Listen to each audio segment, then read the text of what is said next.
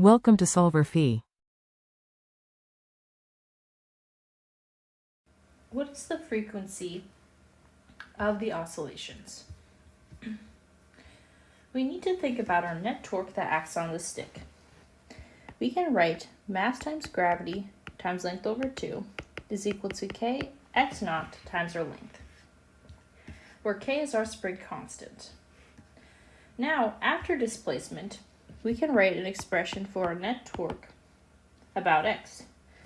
We get mg length over 2 minus kxl minus kx naught l.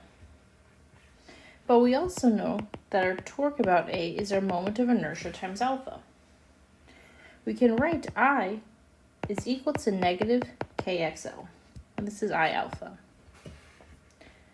But for a stick, a moment of inertia is 1/3 math length squared, and x is our length times theta.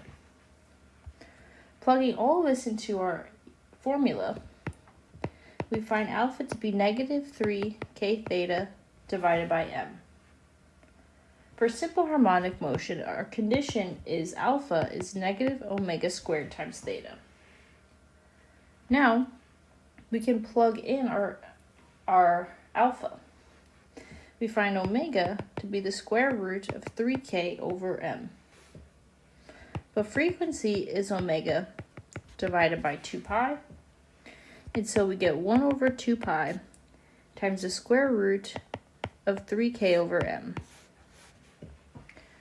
Therefore, the frequency of the oscillations of this meter stick is given by this expression, 1 over 2 pi times the square root of 3k divided by m.